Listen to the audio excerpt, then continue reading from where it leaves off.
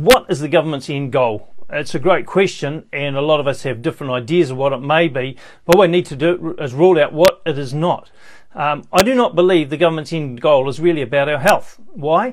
Because they've given us no health advice. Apart from take this experimental vaccine, we've been given nothing on how to prevent COVID or deal with it if you get it.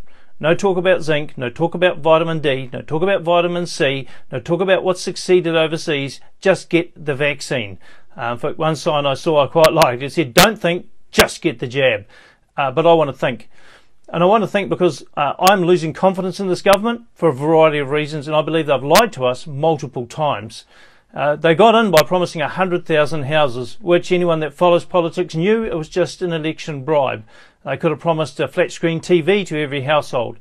But they didn't keep it, and they were never going to and never intended to. And what other promises have they made? We've had promises about child poverty, child abuse, about mental health. None of them have been fulfilled. We were promised the rescue or the looking into the Pike River. We will never find out what happened to those 29 miners, despite the millions of dollars that have been poured into it, because the government didn't actually have a plan of what they were going to do. Recently, they've lied to us about the three waters.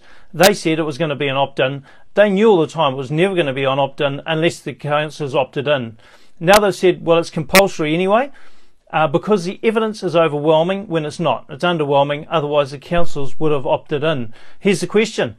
How are the government intending on using the assets of New Zealand's three waters as guarantees for a loan they want to take out?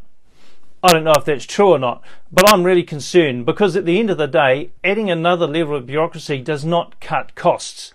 A length of pipe costs a length of pipe. The labour to install it costs the labour to install it. That extra layer of bureaucracy is extra expense. It cannot save us money, and this government has shown us that they cannot do it cheaper than the people that already do the work.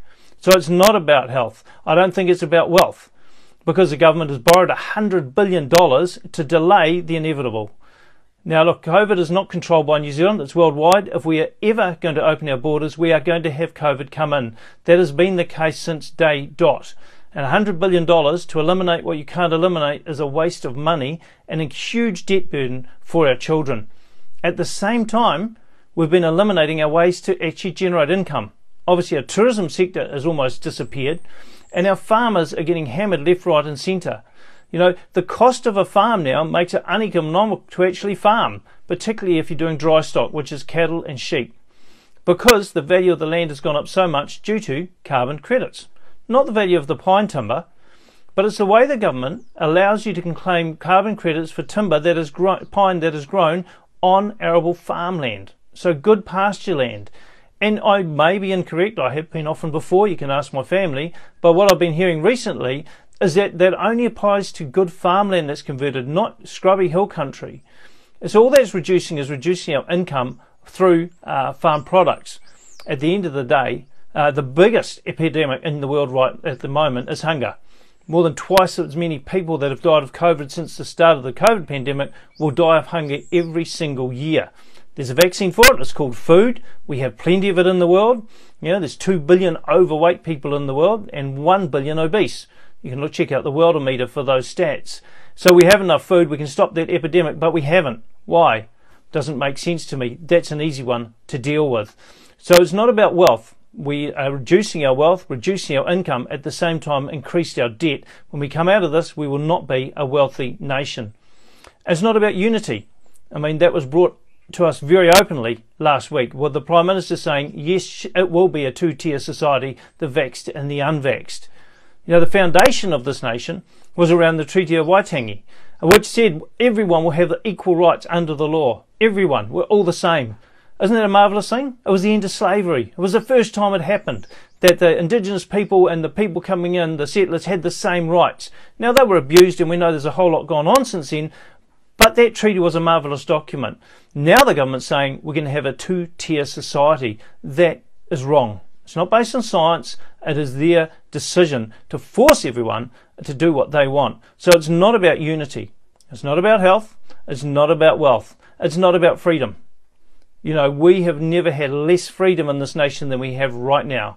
Never before have you been told when you can go to a funeral or a tangi when you can celebrate a wedding. You've never been told before that you can't be with an elderly person, an elderly relative, as they're dying. You've never been told before that as a grandparent you can't visit the latest member of your family. You've never been told how much exercise you're allowed, when you're allowed out of your house, and who you can congregate with. Never before have you been told you cannot operate your business. We've got more restrictions than ever. So this government's ultimate goal is not about freedom. And that really is quite sad, because what regimes are there that don't care about freedom, don't want personal wealth, don't care really about health, don't care about unity? They're the regimes that we don't want to be. They're socialist regimes. Now, as the socialist government says to the poor people, wouldn't you like to be like the wealthy? And of course they go, yes. But the socialist government does not bring the poor up to the stage of the wealthy. They bring the wealthy down to the stage of the poor. And I'm scared that that's what's going to happen in New Zealand. That's not good for any of us. You know, we have been one of the most freest nations in the world, one of the most healthiest, the most prosperous nation where everyone wanted to come to. We are losing all of that, and in quick succession, by a government that is lying to us, the people that it's meant to represent. What is the end goal? I don't think it's for the benefit of New Zealand. And if you think it's for the benefit of New Zealand, I'd like to see how. Because every indicator we get is that this is a land that is losing all that we held dear to it. You know, we need the creativity we had, because that allows us to be the innovators and come up with solutions.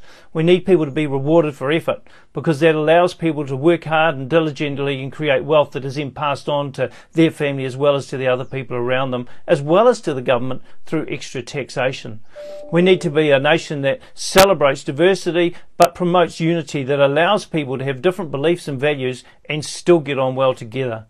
You know, that sort of freedom is hard to earn and easily lost. It's a freedom that our forebears fought for. So the question is, what sort of nation do you want going forward? Because you get to choose. The government is a small group of people that have been elected by you to represent you. If they're not doing it, then they need to resign, or you need to ask them to leave. And what can you do before the next election? Well, you can petition them vigorously when you think they're not actually representing you. You can point out the flaws to the decisions they're making. You can contest the arguments they're putting forward. You can support the groups that are vocal and passionate about representing what you believe. You can actually write to those groups. You can financially support them. You can support the people that have been hurt by the recent mandates that the government have put out and encourage them. You can be a listening ear to those that are really struggling mentally and financially. And you can be the sort of person that stands up and says, actually, this isn't the nation I want. Put some feet on your actions. Go to some of the freedom rallies. Go and stand outside Parliament. Do the things that you think you need to do to tell this government that what they're doing is destroying a beautiful land and they don't need to. The New Zealand we had was working really, really well. It could do better, and I'm all for advancement. But destroying it, I don't think is a great way forward. It's up to us to defend New Zealand.